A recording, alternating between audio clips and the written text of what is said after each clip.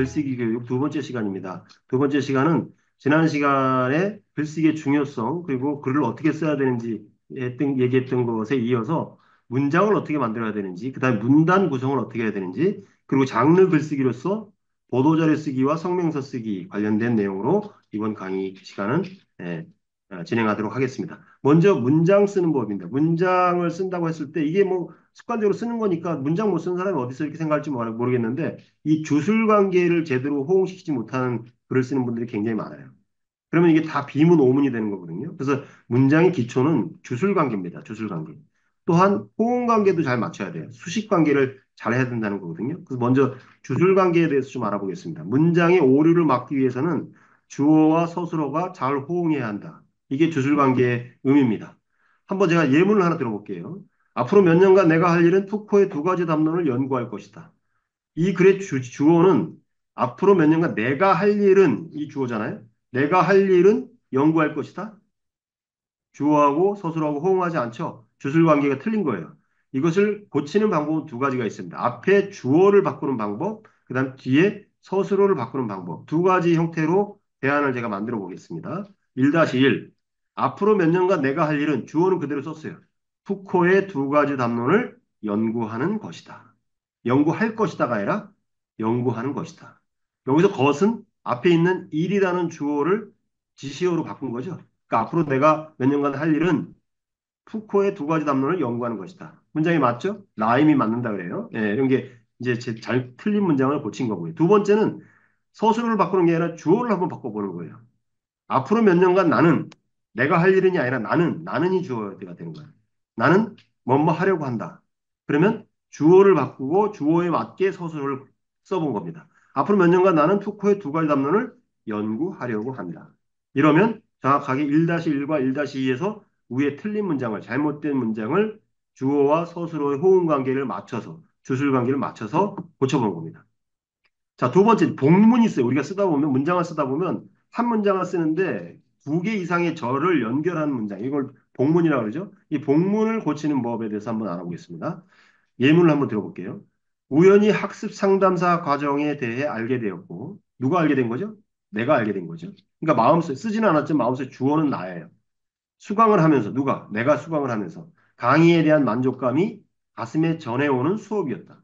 응? 갑자기 앞에 절, 뒤에 절의 주어는 나한테 수업이었다.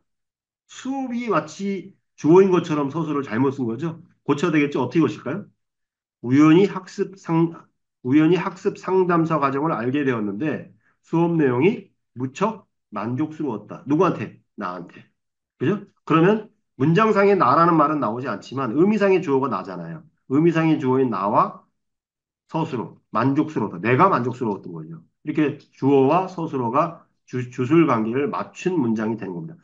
생각보다요, 이 제가 예문을 보면서 아마 들으시는 분들이 호웃음을 칠지 모르겠어요. 에이, 설마 이렇게 틀린 사람 어디 있어? 많습니다. 주어와 서술어를 잘못 쓰는 경우도 많이 있습니다. 이런 경우에 항상 주어에 맞는 서술어를 써야 된다. 이게 주술 관계입니다. 문장의 기본 중에 기본이고 기초 중에 기초라고 할 수 있습니다. 주술 관계 하나 더 해볼까요? 예문을 한번 가지고 왔습니다. 내가 당신을 사랑하는 이유는 당신은 내가 원하는 모든 것을 가지고 있다. 이유는 그래놓고 가지고 있다. 주어와 서술어가 어울리지 않죠? 어떻게 고치면 될까요? 내가 당신을 사랑하는 이유는 당신은 내가 원하는 모든 것을 가지고 있기 때문이다. 그러면 나임이 맞는 거죠. 주어와 서술어 관계가 맞는 거죠. 이번 시험에서 성적이 나쁘게 나온 학생은 방과후 보충 수업을 시켜야 한다. 누가요? 학생, 성적이 나쁘게 나온 학생이 주어인데, 예? 어떻게? 받아야 하는 거죠. 학생은 보충 수업을 받아야 하는 거죠. 그죠? 또는 주어를 바꿔 그 학생에게는, 그죠? 에게는 시켜야 되는 거죠. 이해하셨나요? 이렇게 주어와 서술어가 서로 호응해야만 제대로 된 문장이 되는 겁니다. 홍길동 책임연구원의 이번 보고서에 대해 찬반 논란이 팽팽하게 맞서고 있다. 자, 찬반 논란이 서스로 맞서고 있다는 호응이 안 되는 거예요. 찬반이 맞서고 있다 그래야지. 찬반 논란이 일고 있다 이렇게 하거나 찬반이 팽팽하게 맞서고 있다. 예를 들어 이런 것들은요. 한자어에 대한 이해 부족에서 오는 주술관계 실패예요. 지금 이렇게 말로 할 때는 여러분 안 하다 할지 모르겠는데 이 강좌를 유심히 한번 살펴보세요. 그러면 어디 부분에서 틀린 부분인지 여러분이 명확하게 이해하실 수 있을 겁니다. 근데 놀랍게도 우리가 쓰는 글들은 이렇게 주술 관계가 적절하게 포함하지 않는 잘못된 문장을 습관적으로 굉장히 많이 쓰고 있다는 걸 여러분들이 알고 계실 필요가 있습니다. 호응 관계. 호응 관계는 아까 말씀드린 이게 대꾸를 이루는 절이 서로 호응을 이루거나 앞에 수식하는 단어가 뒤에 있는 수식을 받는 단어와 호응이 돼야 된다는 뜻이에요. 큰 아이는 모범생이며 작은 아이는 우등생이다. 이런 건 맞는 말이죠. 근데 예문 큰 아이는 모범생이며 작은 아이는 미술을 좋아한다? 모범생에 호응하는 단어가 뭐가 있을 거예요? 큰 아이는 품성이 바르고 작은 애는 공부를 잘한다. 이렇게 라임이 맞아야 되는 거죠. 근데 큰 아이는 모범생인데 작은 아이는 미술을 좋아한다? 이런 건 대꾸가 잘못된 거죠. 그러니까 예를 들어 큰 아이는 모범생인데 작은 아이는 우등생이다. 라든지 큰 아이는 음악을 좋아하는데 작은 아이는 미술을 좋아한다. 과목 대 과목이 호응이 되거나 모범생에 호응되는 다른 말은 우등생이잖아요. 이렇게 호응 관계를 잘 맞춰야 되는 겁니다. 호응 관계 중에 두 번째는 아까 말한 수식 관계입니다. 일본은 굉장히 작은 전자제품을 만든다. 굉장이라는 말은 한자어잖아요. 무슨 굉자가 넓을 굉자. 장자는 길 장자. 넓고 긴 작은 물건을 만든다? 그 앞뒤가 안 맞는 거죠. 넓고 긴 작은이라는 말은 서로 호응이 안 되는 거예요. 그죠? 그러니까 일본은 굉장히 작은 전자제품 만든다가 아니라 무척 작은 전자제품 만든다. 이렇게 해야 되겠죠. 금모으기 운동은 IMF 외환위기 극복에 크게 일조했다. 자, 일조했다는 건 뭐예요? 조금 도움이 됐다 이 뜻이잖아요. 근데 앞에 크게가 붙었어요. 크게 조금 일조했다? 이게 말이 안 되는 거죠. 그러니까, 그죠? 예, 극복에 도움이 됐다. 뭐 이런 식으로 바꾸면 될 거고요. 여기도 많은 예가 있습니다만은 이 정도만 하고 넘어가도록 하겠습니다. 뒤에 워낙 중요한 내용이 많아서요. 그 다음에 문단이라는 게 있어요. 문단은 뭐냐면 여러 개의 문장이 한 덩어리를 이루어서 명확한 하나의 주제를 일관되게 표현하는 것. 그 단위를 문단이라고 그래요. 문장이 최소 단위라면 문장 여러 개가 모여서 하나의 의미를 정확하게 일관되게 표현해내는 것. 그걸 문단이라고 하거든요. 근데 문단 만들 때 원칙이 두 가지가 있습니다. 이건 간단히 넘어가겠습니다만 중요한 건 뭐냐면 소통을 강화하기 위해서는 의미 전달을 잘 제대로 하기 위해서는 문단은 되도록이면 두 갈씩으로 만드는 게 좋습니다. 여러 개의 문장 중에서 주제문, 가장 중요한 문장을 맨 앞으로 빼는 것. 그걸 두 갈씩이라고 그러죠. 그래서 앞으로 여러분들이 글을 쓸 때는 각각의 문단의 주제 문장은 어디다? 그 문단의 맨 앞에다 넣는다.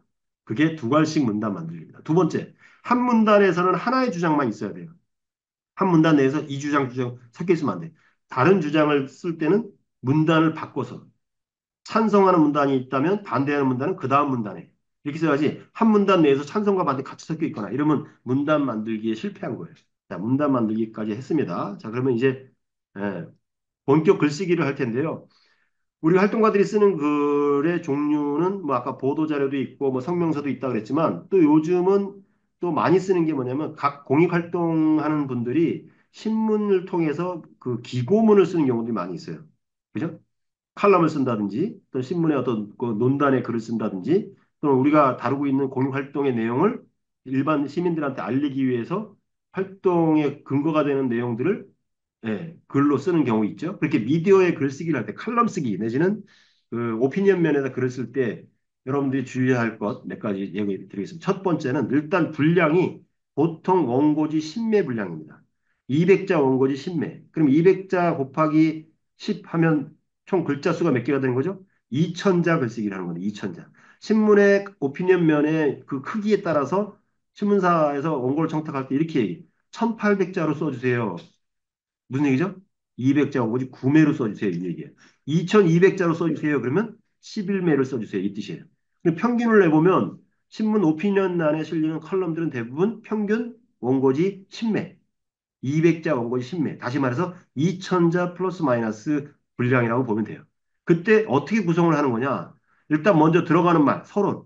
서론에서 2매를 씁니다. 원고지 2매. 근데 본론에서 2매, 2매, 2매. 본론에서 첫째, 둘째, 셋째, 2매. 그러면 총 원고지 6매를 쓰는 거죠. 그 다음에 결론에서 다시 한번 강조해 주는 걸 2매. 그러면 딱 원고지 10매. 원고지 10장이 되는 거죠. 여기를 서론이 1매, 예, 여기 결론도 일매 이렇게 해도 상관없습니다. 어찌됐건 원고지 신매를 쓰는 걸 기준으로 한다. 보도자를 쓸 때도요, 분량을 원고지 신매 분량 정도로 써주는 게 좋아요. 성명서도 마찬가지입니다. 성명서 너무 길게 두 장, 세 장 넘어가면 사람들이 일단 지쳐요. 그러니까 간략하게 쓸 필요가 있는데 너무 또 간략하면 주장이 제대로 안 실릴 수가 있으니까 보통 원고지 신매 쓰기를 기본적으로 하는 게 좋습니다. 이 정도까지만 개요짜기는 넘어가고요. 그 다음에 이제 본격적으로 장르 글쓰기에 대해서 얘기를 하겠습니다. 먼저 보도자료 쓰기와 관련해서 좀 말씀드리겠습니다. 일반적으로 여러분들 보도자료 쓸 때 어떻게 보도자료라는 걸 인식하고 쓰나요? 처음에 도입부에서 육하 원칙에 의해서 써야 된다. 도입부 첫 문장은. 언제, 누가, 왜, 어떻게, 무엇을 이런 걸 넣었어야 한다는 거죠. 그러니까 우리 기관에서는 어떤 이슈를 왜 지금 성명서를 발표해야 되는데 의견을 내는데 그거를 언론에서 보도해 주십시오 하는 내용을 써야 된다고 그러고 중간에 그 주장하는 내용이 담겨야 되고 맨 밑에다가는 한편 우리 단체 대표께서는 이 사안에 대해서 엄중하게 생각하고 계십니다. 이런 식으로 한편 이렇게 해서 마무리하는 식으로 보도자료를 써왔죠. 천편일률적인 보도자료.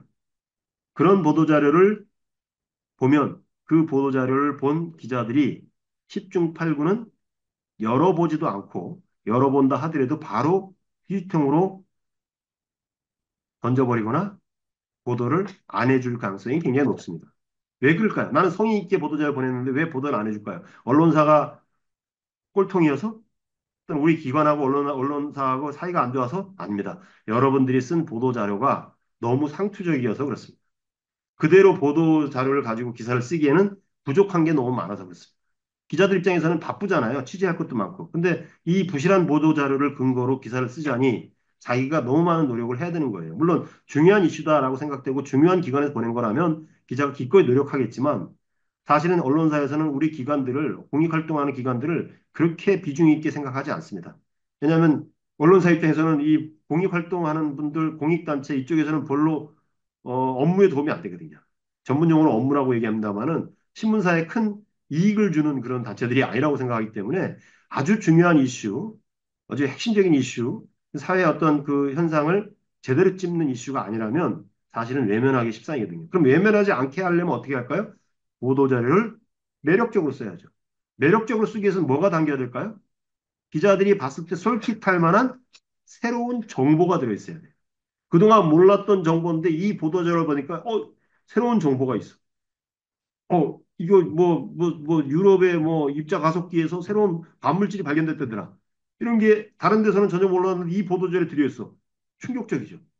보도해야 되겠는 게 이렇게 생각되는 거예요. 그러니까 뭔가를 보도자료를 통해서 알려야 한다면 거기에 이 보도자료에 기사로 다룰 만한 정보가, 쏠쏠한 정보가 담겨 있어야 돼요.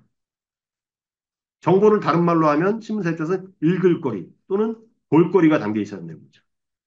이 정확한 팩트를 근거로 한 정보를 제공해주면 기자들은 굉장히 좋아합니다.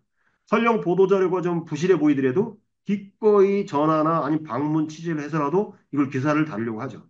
그러니까 정보 가치를 판단하는 능력이 굉장히 중요합니다. 그러니까 덮어놓고 보도자료를 쓸 게 아니라 내가 쓰고 있는 이 보도자료에 기자가 솔깃하고 일반 시민들이 읽을 만한 가치가 있다고 판단되는 정보가 들어있는지를 먼저 점검할 필요가 있다는 거죠.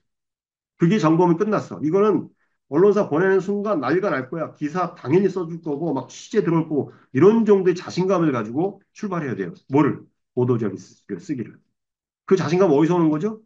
내가 쓰려고 하는 이 보도자료에 담겨 있는 정보입니다. 이게 약 80%의 비중을 차지하는 거라고 볼 수 있고요. 20%는 좀 홍보 좀 해주세요 하는 그런 기관의 어떤 의지 이런 게 담겨 있는 거라고 볼 수 있습니다. 두 번째, 보도자료 쓸 때, 두 번째로 넣었지만 이게 사실 제일 중요한 것일 수도 있습니다. 보도자료에서 핵심은 뭐냐면, 제목이 좋아야 돼. 제목만 봐도, 야, 이건 기사를 다룰 만한데? 라는 느낌을 줘야 됩니다. 굉장히 매력적인 제목을 뽑아야 됩니다. 근데 제목 뽑는 일이 쉽지만은 않아요.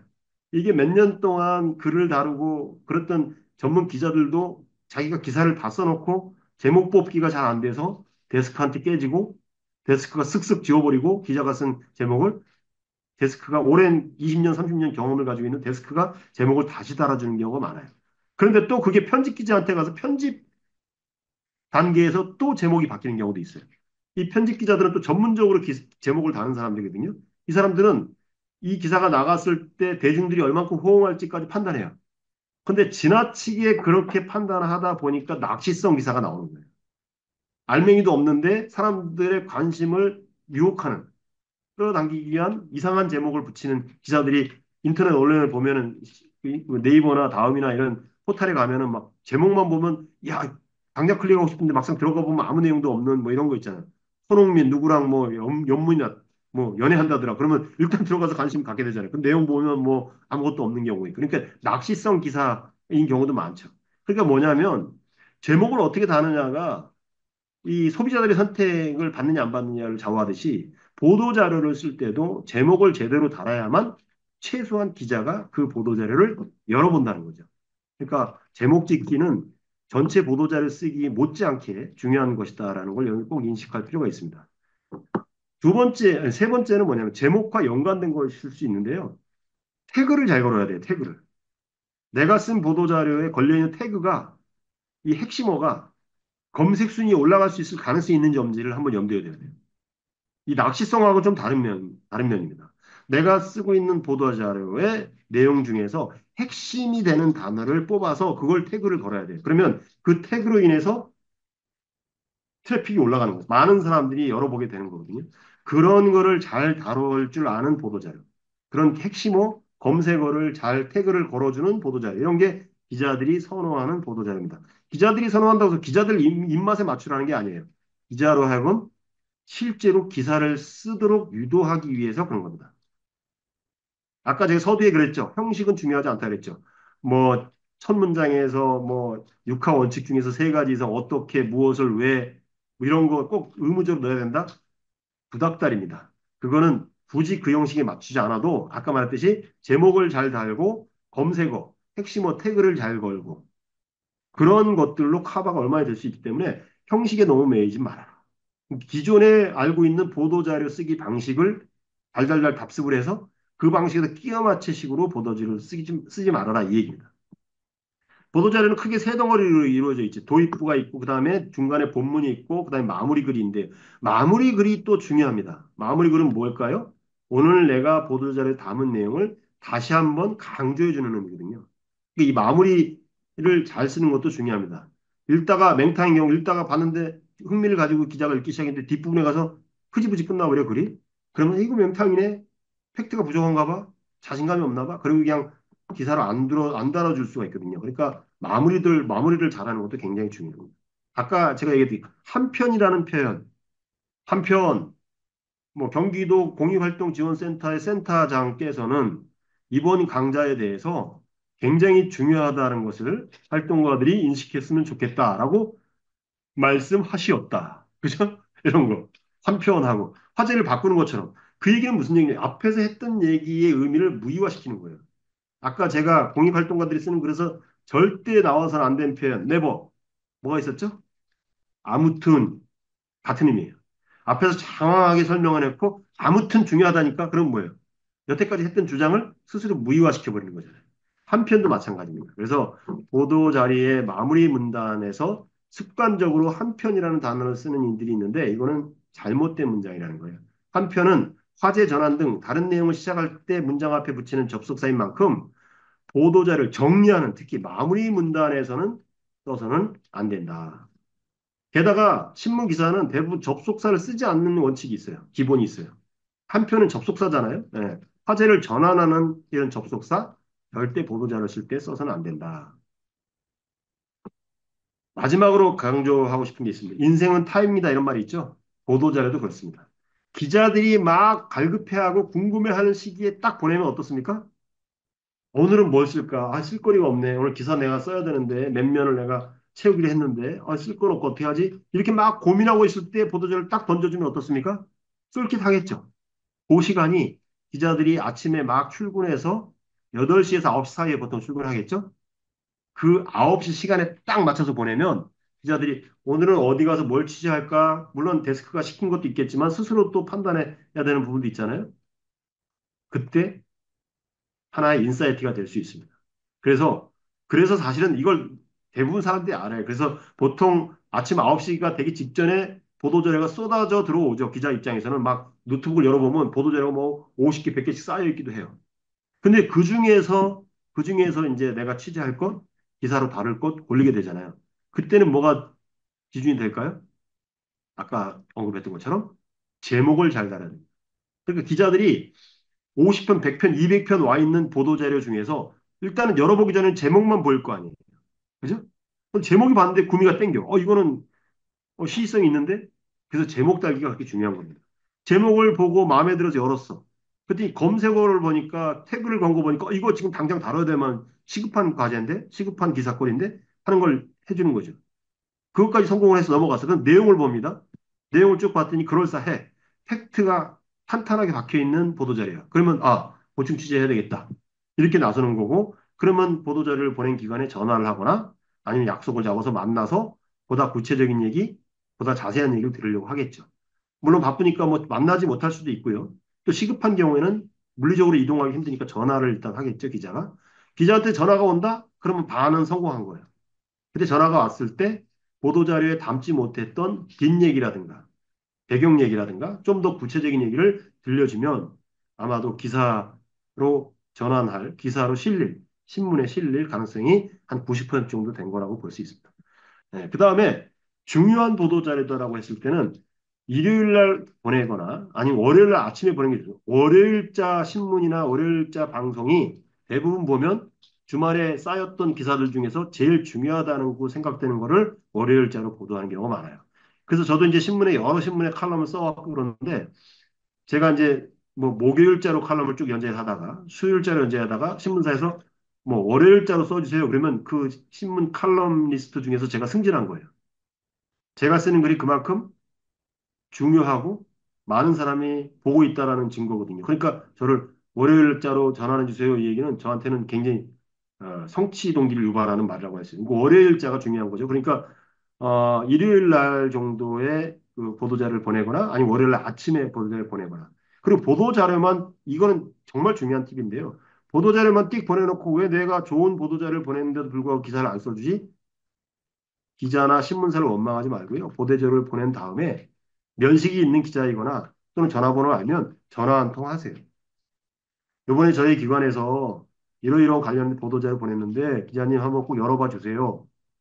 한번 좀 보도해 주셨으면 좋겠습니다. 라고 부탁하는 거예요. 그 비굴한 거 아니에요. 로비하는 것도 아니고. 당당하게 내가 공익활동을 하는 거에 일환이라고 생각하시고 전화 한 통 주시고 그러면 기자가 또 관계성이라는 게 있지 않습니까? 한국 사회에 그런 걸 중요하게 여기니까 예, 알겠습니다. 보도자료 면밀히 살펴보고 한번 기사로 다뤄보겠습니다. 이런 답변을 직접 하거나 아니면 관심 있게 보겠습니다. 이 정도 답변만 이렇게 들어두면 기사화될 가능성이 그만큼 높다고 할 수 있죠. 성명서 쓰는 법. 성명서 순서는 어떻게 되죠? 먼저 제목 써야 될 거고요. 그다음 내용이 들어갈 거고요. 날짜 써야 되죠. 날짜 꼭 써야 됩니다. 그 다음에 이 성명서를 발표하는 기관 이름, 단체명을 쓰는 게 좋습니다. 그다음 그 중요한 건 내용이겠죠. 내용은 어떻게 써야 되느냐?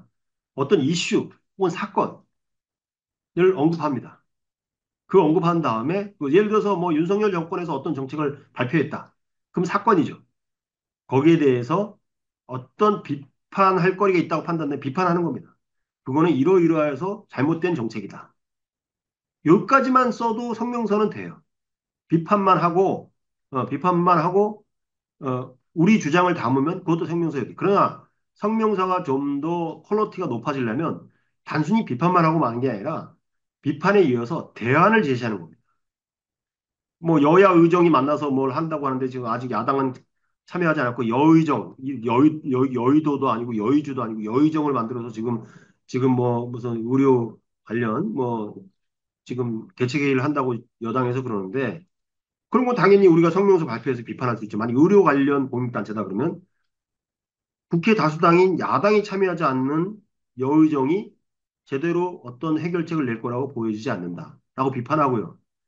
대안으로서 뭐예요? 야당이 참여할 수 있는 공간을 열어줘야 된다. 여당이 그리고 정부가. 그 야당이 주장하는 것을 일정 정도 수용해 줄 필요가 있다. 더구나 더 나아가서 우리 의료 관련 공익법인에서는 야당의 의견뿐만 아니라 근본적으로 이번 의료 계획에 있어서 핵심이 되는 건 이거라고 생각한다. 이건 주장이죠. 그러니까 어떤 사건이 있고 그 사건을 비판하고 그 다음에 그 비판에 이어서 대안을 제시하고 그 다음에 우리 단체에서 주장하는 바를 쓰는 겁니다. 그러니까 이제 요거를 순서대로 한번 풀어놓은 게 사건, 성명을 발표하게 된 이유죠. 이 사건이 그 이유인 거잖아요. 그죠? 이 이유에 대해서 정확한 팩트 체크를 할 필요가 있어요. 이게 왜 잘못됐는지를 팩트 체크를 정확하게 하고 그리고 팩트 체크를 해보니까 비판할 거리가 생기는 거죠. 그 사태 혹은 사건에 대한 우리가 왜 비판하는지 그거를 굉장히 논리적으로 명료하게 서술할 필요가 있습니다. 중학생이 읽어도 쉽게 이해할 수 있도록 아주 쉽게 써야 되고요. 논리도 아주 깔끔하게 명료하게 써줘야 됩니다. 근데 이걸 막 장황하게 쓰면 안 돼요. 그러면 성명서를 다 채 읽기도 전에 대중들이 다 외면해 버립니다. 그다음에 대안, 단순히 반대를 위한 반대가 아니라 우리는 이 사태에 대해서 또는 이 사건에 대해서 이런 대안을 가지고 있다. 를 굉장히 논리적으로 제시할 필요가 있습니다. 그리고 이런 주장, 이런 대안을 우리는 갖고 있기 때문에 우리가 주장하는 것은 이것이다. 라고 마지막으로 한번 정리해 주는 거죠. 주장은 정리의 의미도 담겨 있는 거예요. 이거 너무 중요한 거죠. 여러분들 반복적으로 다시 한번 얘기해 볼게요. 그러니까 성명서를 쓸 때 순서는 이렇습니다. 일단 어떤 사건이나 사태가 있겠죠. 그 사건이나 사태를 일목요연하게 정리를 합니다. 그리고 정리한 것을 기반으로 팩트를 중심으로 비판하는 거예요. 그리고 비판만 하고 끝나는 게 아니라 그 비판하는 내용의 비판을 극복하기 위해서 대안을 제시할 필요가 있는 거죠. 대안을. 그죠? 대안을 제시하고 그 다음에 우리 단체, 우리 기관의 고유한 주장을 한 번 더 강조해서 써주는 것. 이게 성명서 쓰기의 요체라고 할 수 있습니다.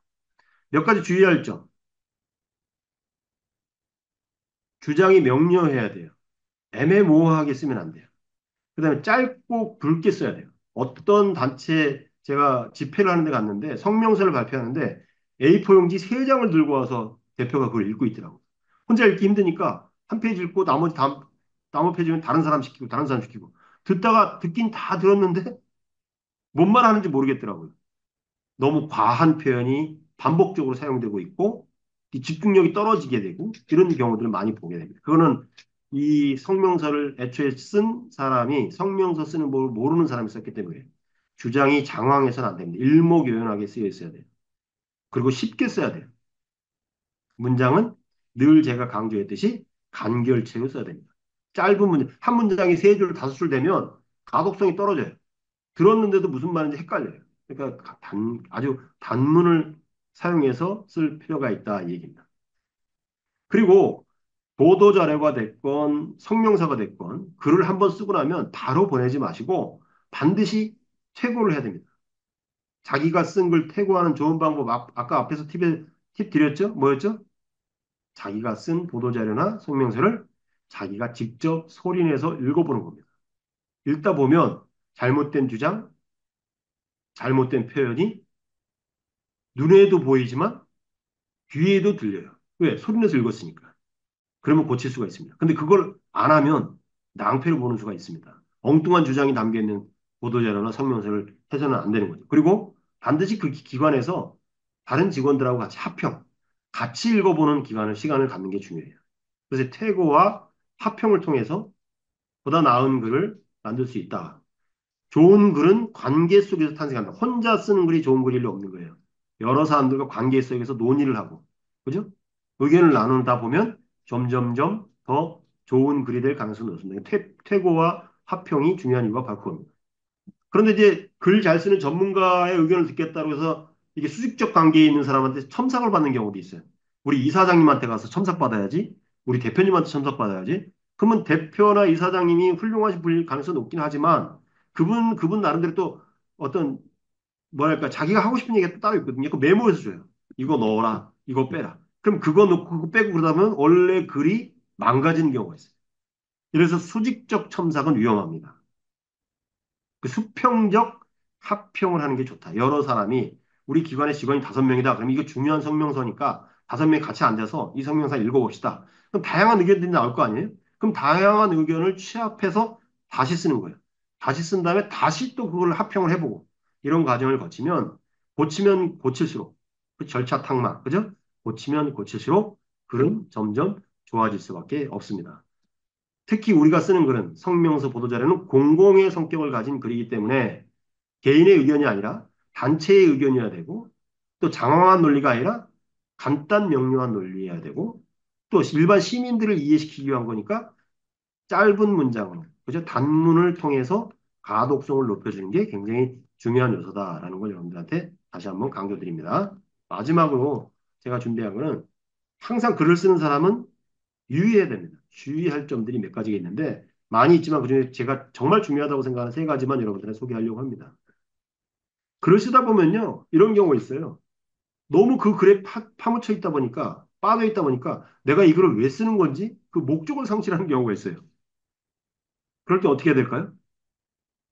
내가 쓰는 글의 맨 앞으로 다시 돌아가십시오. 맨 앞으로 돌아가서 제목, 그 다음에 첫 문장을 다시 읽으면서 아, 내가 이런 이유로 이 글을 쓰는구나 라는 걸 항상 정확하게 인식할 필요가 있습니다. 그걸 망각해버리면요, 용두사미가 돼요. 앞에는 그럴싸한 주장을 담고 있는데 뒤에 가서 엉뚱한 소리 하는 그런 성명서가 될 수도 있거든요. 이거를 그렇게 쓰지 않기 위해서는 항상 내가 이 글을 왜 쓰는지를 정확하게 인식할 필요가 있다. 이건 굉장히 중요한 겁니다. 공공의 글쓰기에서 제일 중요한 게 바로 이겁니다. 두 번째, 빼어난 문장, 화려한 문장, 품격 있는 문장. 이 세상에 이런 문장은 없습니다. 빼어나고 화려하고 품격 있는 문장 없습니다. 정확하고 간결한 문장만이 있을 뿐입니다. 문장을 빼어나게 하려다 보면 어떻게 수식이 과해지죠. 수식이 과해지면 어떻게 문장이 길어지죠. 문장이 길어지면 어떻게 가독성이 떨어지죠. 가독성이 떨어지면 쓰나마나 하죠. 다른 사람 안 읽어주는데 그걸 뭐하러 써요. 그러니까 품격 있는 문장을 쓰겠다, 뭐 화려한 문장을 쓰겠다 이런 욕심을 내려놔야 돼요. 특히 공공의 글쓰기에서는 굉장히 중요한 요소입니다. 정확하게 그리고 간결하게 쓰는 게 중요합니다. 세 번째, 주먹으로 맞으면요 순간 아프고 말지만요 글로 맞으면요 그 상처가 사라지지 않습니다. 글로 생긴 상처는 절대 없어지지 않습니다. 누군가에게 상처가 될 수 있는 표현 절대로 쓰면 안 됩니다.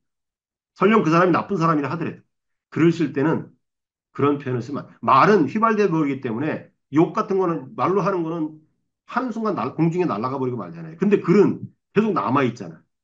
결국은 그 사람의 상처를 끝까지 치유하지 못하게 하는 이 글이 주는 상처는 그렇게 위험한 겁니다. 그래서 옛말에 그러면 칼보다 펜이 더 힘이 세다, 무섭다 이런 말이 있잖아요. 다쳐서 난 상처는 시간이 지나면 아물지만 글로 생긴 상처는 절대 아물지 않습니다. 그래서 항상 누군가를 반대하고 비판하더라도 예의를 갖춰서 매너 있게 겸손하게 쓰는 습관을 들일 필요가 있습니다. 강한 표현을 쓰지 말라는 뜻이 아니에요. 뭐 표현을 뭐 약하게 표현해라가 아니에요. 강하게 표현을 하더라도 상대를 기본적으로 존중하는 그런 방식으로 쓸 게 훨씬 더 효과적이다 이 얘기를 이후에 또 여러 강의를 통해서 여러분 다시 뵐 수 있도록 하겠습니다. 예, 오늘 강의 여기서 마치겠습니다. 감사합니다.